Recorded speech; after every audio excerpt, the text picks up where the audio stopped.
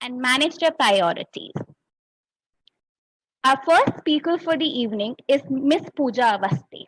Miss Pooja is a leadership coach. She has been an educationalist and an entrepreneur, a soft skill expert, and an image consultant.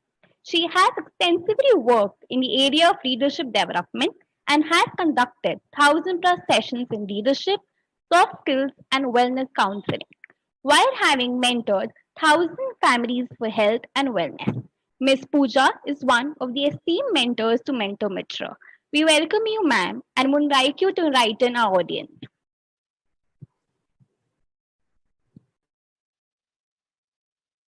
Hello, good evening. Good evening, ma'am. Yeah.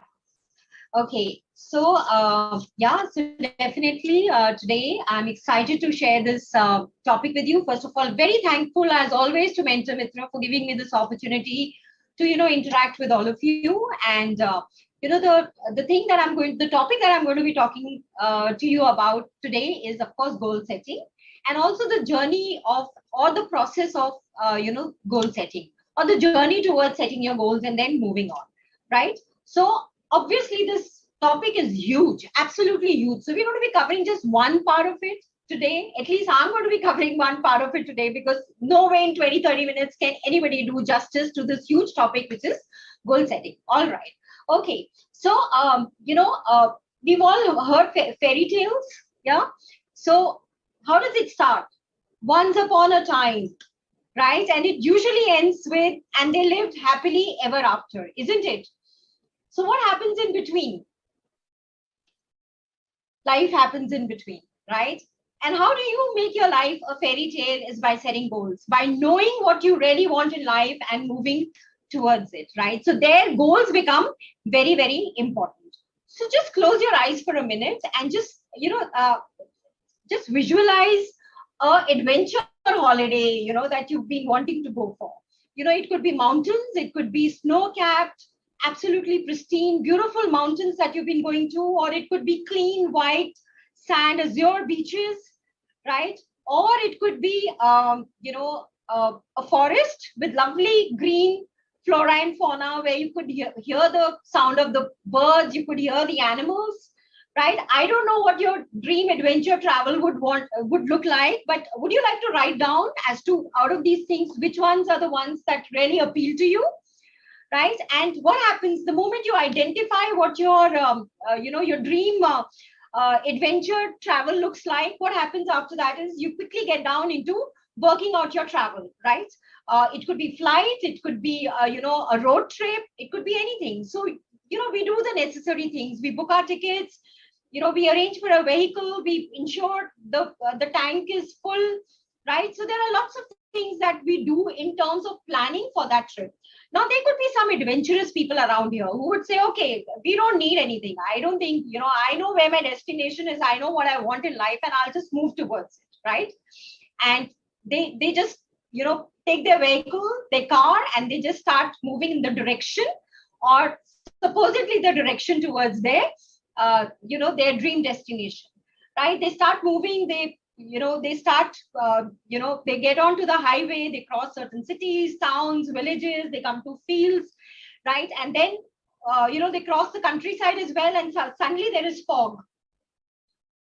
The music is on, they're having a good time, so it doesn't make a difference. So, it starts raining after the fog, and then, one just reaches a hilly terrain, and that's where the anxiety starts building in as to where we are now, right? That's where a little bit of fear factor comes in as to, where are we? I mean, I hope I'm in the right direction.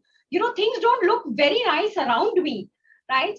And suddenly you see one person, and that person comes to you, you ask for directions, and he gives you a map, right? And he says, you've taken a wrong turn. This is not where, this path is not leading to where you want to go. You're going to get stuck here, right? And he gives you a map, and there's a sigh of relief, right? That map is actually your planning, your goals, your roadmap to where you would want to go in life. So that's how important it is, right? All right. So now, okay. Now, a lot of times people say, love can move mountains. Let's talk about love today because it's a friendship day and love is of different kinds, right? So do you think, just write down, do you think love can move mountains today? Or sorry, love can move mountains? So we have an example of a person, Dashrath Manji, right, who actually did this, for his because of his love for his wife. He did that, with just a hammer and a chisel. He carved out a mountain and he created a road. So he reduced the distance of from 72 kilometers to 1 kilometer, right? And how could he do that? Did he get some supernatural powers? Or was it like a magical thing? No, he just had a very, very strong goal. He had a reason and he had a goal to make that happen. His mind was not ready to fathom any problems at that point of time. He just looked at possibilities. He just looked at, there are certain things that just needs to be done. So always remember, each one of us has a dream merchant inside us, right? Which fuels our aspirations and our desires. But that dream merchant is also like a double-edged sword. Why is it a double-edged sword? Because it also excels in the art of escapism. So it's not just enough to dream, right? One should also take a grasp of reality there, right? And how do you channelize this dream merchant from those fantasies to realities? By converting the dreams into goals that become very, very important. So there is a huge difference between dreams and goals, right? So we're going to be talking about that today. Why? Because it's very important to identify as to, what dreams are. Remember, dreams are a precursor to goals. So dreams are very important, but they don't work on their own because it's very easy to escape from there. So it's very important to convert them into goals. But how do you differentiate? So different between goals and action and dreams are action.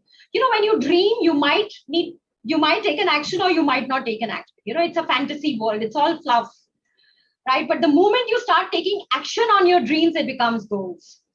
So that's how you differentiate. Then of course, TikTok. TikTok means time. Dreams don't have any time limit to it. You can continue to dream all your life. But the moment you put a time to your dream, it becomes a goal for you, right? So goal is a dream with a time, right? And then of course, invest. When you dream, you don't need any investment. They are free. Of course, success has a price, but dreams are free, absolutely free. So it's great that the world is full of dreamers, right? We love the dreamers. The statues are all created for dreamers and the doers of the world, and none of them are for the critics or who said, oh, no, these things cannot be done. The statues are there for those people who could actually dream and do something in life. So very, very important. But if you're looking at results, if you're looking at investing, goals require investment. It requires an investment of our time, our energy, and sometimes our money as well, right? Because we need to work on them. Results. Now, you could continue to keep dreaming and you might not get any results. But the moment it's goals, right, then we look forward to the results. They are going to yield certain kind of result over a period of time. Reality check.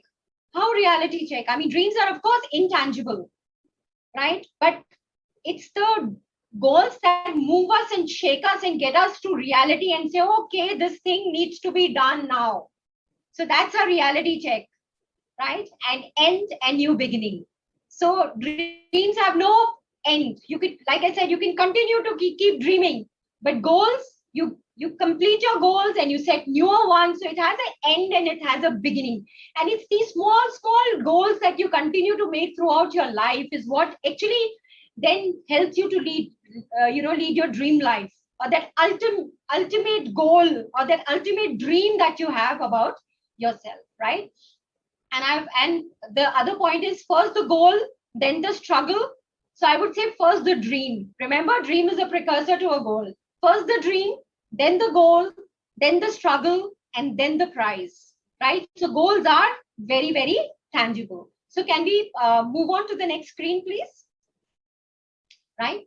Okay, now very important thing to understand is that when we are setting the goals, of course we know this parameter. Everybody's heard about it. Smarter. They should be specific. They should be exactly what you want. So let's say this month's goal could be, if education wise, I need to complete this syllabus. For work wise, okay, I need to, if any extra qualification I'm doing, I'm going to be putting in these many hours in my studies or this many hours in my work. And this is what I'm looking at. This is the income that I'm looking at. They are measurable. They should be measurable. That means next month you should be able to measure how much you have done. Have you completed what you set out for? Or in case you haven't completed, you're still able to measure it and you can move on. You can take it on from there. Okay, they're realistic. Right now, this is a big catch here, because a lot of times people set goals which look very nice, sound very nice, very impressive. Maybe not as much to us, but to the people that we say, sometimes it's that talk value, right? Which sounds nice, but at the same time, they might not be very realistic ones to achieve. Right now, let's give a very small example. Now, somebody just started their exercise routine, right? Or they just started going to the gym. Obviously, you start with basics in a month. You can't really do the intensive workout. Now somebody says 15 days and I'll be, my goal in life is intensive workout and I'm going to have a six pack in, let's say, these many months time, right? Sounds nice, right? Maybe good for motivation, but it's not really very realistic. So a good goal, a smart goal, is something which is realistic as well, and of course time bound. Right? We always said, I mean, even in the last slide when we were talking about difference between dreams and goals, we talked about that how, goals have to be time bound, because they have to be an end and new beginning. It's the small goals. You keep achieving, you keep rewarding, you keep celebrating, and then you keep moving on. And that gives you confidence as well, right? So time bound is very important. It has to be absolutely 15 days, a month, 2 months, 6 months, short term, mid term, long term, but it has to be time bound. Rewarding, like I just said, right?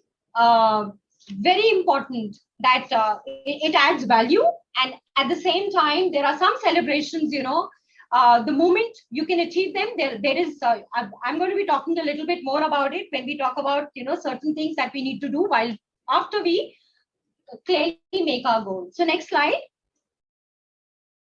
Okay, so it has to be rewarding as well. So that makes our goals which are smarter. Now, what happens is at times, when we set our goals, everything is in place. We know exactly what we want in our life. The goals are set, and it's the time to get set, go. But there are certain things that we have to keep in mind in the process of that goal setting journey, right? Because there is one thing which is called goal setting, and there's another thing called that journey, right? When you start moving towards their goal. So there are certain things that we need to keep in mind, right? The first thing is, of course, recharge your battery 100%, right? Wanting is not just enough. You could set a goal and you could really want it, but just not wanting is enough. You have to be possessed, right? Be in that zone for some times. And your goals should have some purpose in your life that just keeps you motivated. That means it's a smart goal. It has that purpose in your life. Now, here I always remember that little story that I had heard, of a guru and his disciple. And this disciple is asking his, his guru all the time that, okay, tell me the secret for success. Tell me the secret for success. And the sage, the guru, keeps telling him, okay, it's all in good time, let's keep moving it. But he keeps pestering him with this question. And suddenly there is a river, and the guru tells his disciple, okay, now get into the river. So both of them get into the river and they start moving ahead. So the water keeps rising. It rises up to their neck, then it rises up to their nose, their mouth, and then it rises up to the nose. And what does the guru do? He puts his hand on the disciple's head and he just puts his head down into the water. And this guy starts trying to save himself. He starts yelling and screaming and throwing his arms because obviously he cannot breathe.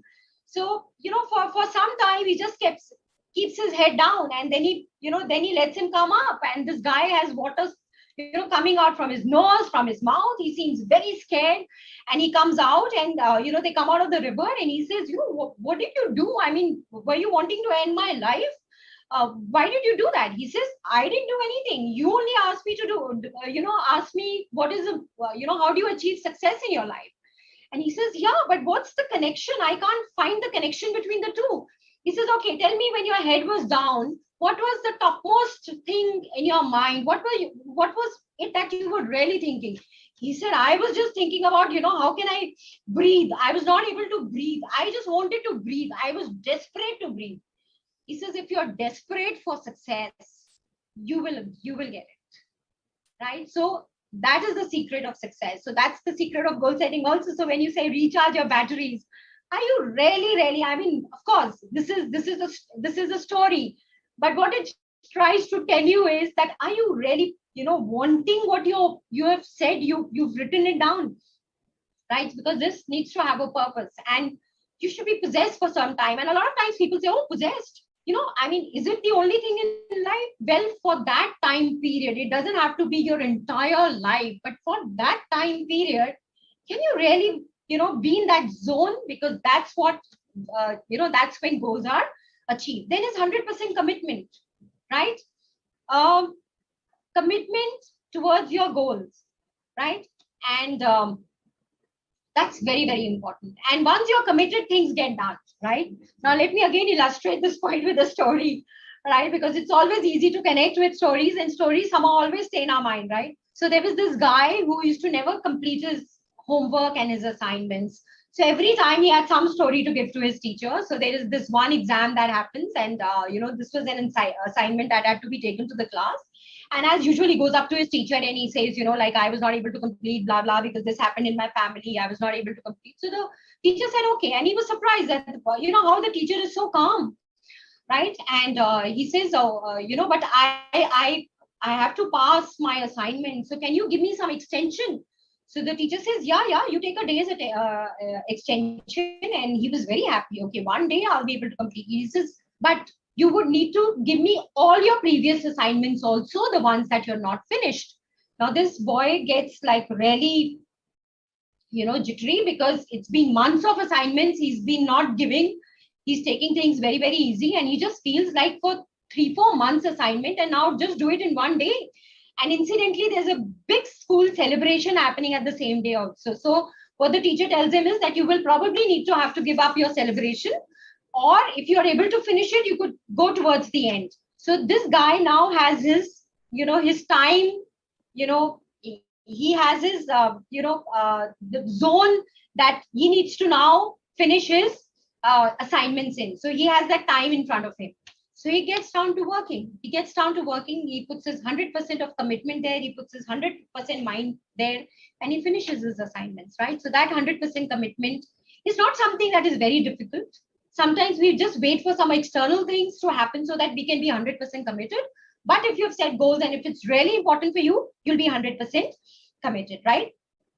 So what you can do is you can write down your goals, somewhere where you can continuously see them to always remind you. You can tell your near and your dear ones, right, about your goals, so that, they can also help you in that pursuit of your, achieving your goals. So that becomes very important, right? Then the next step is hop, skip, crawl, jump. Right now, what happens is, the moment you set your goals, there are obviously, life, and life has challenges. Life has things happening, right? So there are challenges which will happen. There are certain things which will be out of your control, which will be there in your life. So prepare and anticipate those challenges. That's the smart thing to do. And the moment if you prepare and you anticipate, you will be able to adapt to it, right? Once you know, okay, this problem might come, or this roadblock might come, you'll be able to adapt to it. Now, when we talk about challenges and difficult times, I think I remember one lady who's again, an icon, and I really look up to her. One of my role models is Oprah Winfrey, right? We've all heard of her. We've all seen her talk shows. Now, she didn't have a very nice childhood. She stayed with her mother as a young child. Her mother was not very supportive. There was lack of education. She was sexually molested by one of her relatives, got into drugs because of all the challenges that she was facing. She was rescued by her father, who took her out of that situation, got her to get into education. She went to, college. At the, she went and, she graduated. She also went for performing arts and communication course. And at the age of 18, she set her goals. She knew where she had come from, and she had that very strong desire to move on in life, to make things different for her, right? So from being there to really wanting and setting goals to do certain things different, at the age 18 she won a beauty pageant. And that's when she was also made an anchor of a small show, a local, you know TV station, hosted her for a show there. And from there on, it started doing so well that they actually named the show after her name, which is the Oprah Winfrey Show. She's the first black American to actually become a billionaire, right? So her story is so inspiring. And it's all power of goals, small goals that you set. So I'm sure she anticipated certain things. So hop if you need to, skip if you need to, if the going is good, crawl if the going is not good, but just keep moving on. Just keep moving on towards your goals. Always have a student's attitude, right? You need to have, if there are certain skills that are required, learn it, right? If there are, be more resourceful there, and be very open to learning, right? I think life is all about evolving. Life is all about growing. Life is all about moving. Life is all about learning, right? Learning doesn't have any age here. And it's very important. So there was this lady called Tara Connor. She was in US, and her childhood dream was to become a Miss Universe, or represent her country for the Miss Universe, which is USA. She participated in the pageant. She was from Kentucky. She participated in the beauty pageants. Always she used to be the runner-up. So she was very disappointed. So one thing was to give it all up, but she said, "Oh, let me just give it one more try, one more try."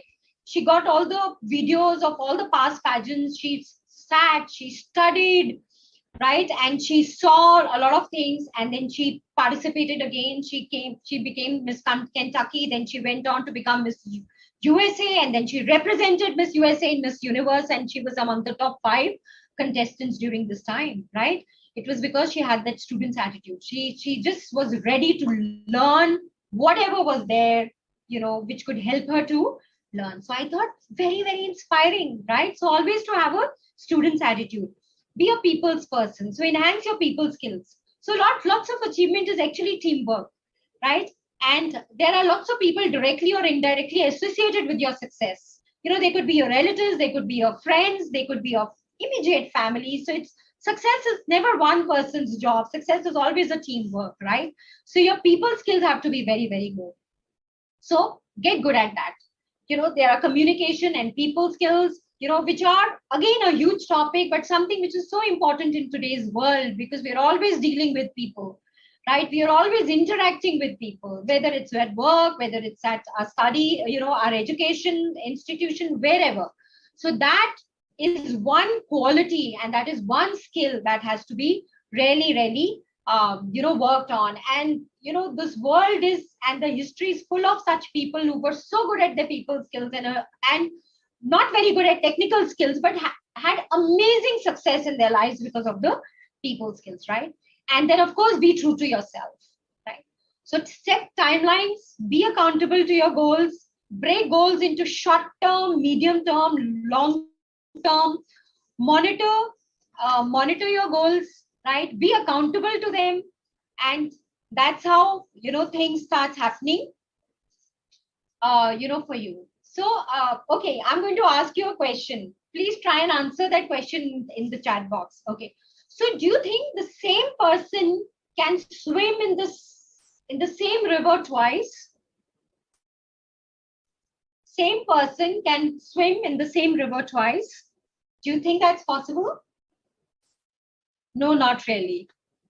How? Because the moment he gets into the river, he's not the same person, and the river is also not the same,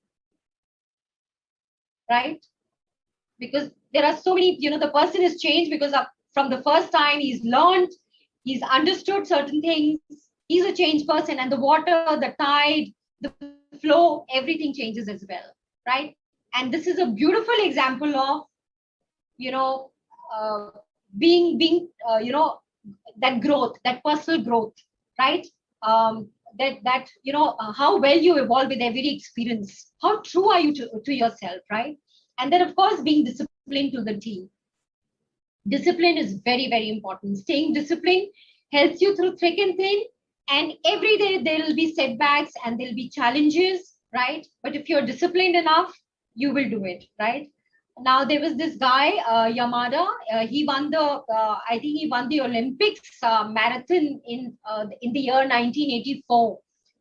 And he was asked. He was a surprise winner. He wasn't a favorite. He was a surprise winner. And the reporters asked him, "How did you win? What was your, what is it that you do?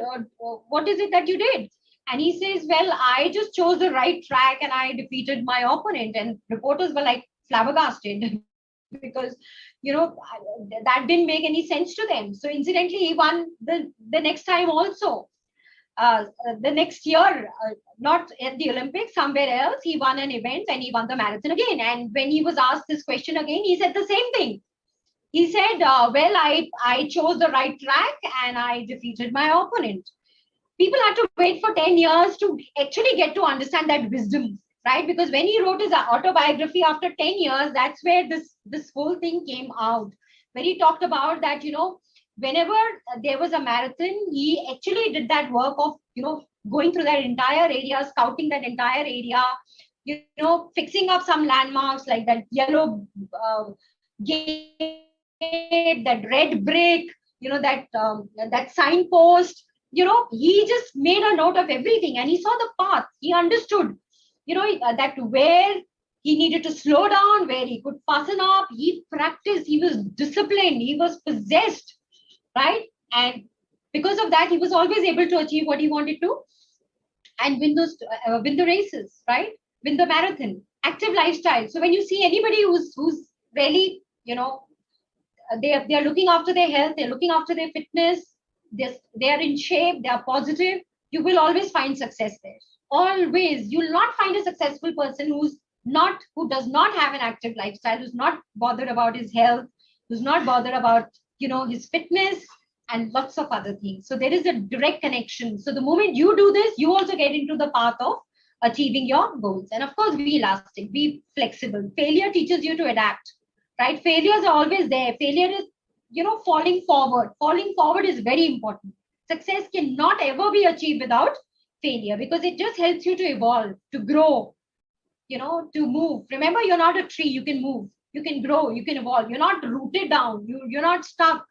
You can do that. And a beautiful example of that is Nokia, right? So when the smartphones were coming, this was a big company in mobile phones, but they didn't adapt as much. They were not as flexible and they were totally wiped out by a lot of other giants who got into smartphone. Of course, they've come back and they're doing things, but it's a classic example of not adapting and not being flexible enough to bring those changes that the world is facing. So the only thing constant in world is change. And now post-pandemic, I can't say post-pandemic, but during pandemic, I think very important is that flexibility, the changing that mindset and that flexibility of evolving, changing, right? And being very, very elastic. And the last thing that I want to say is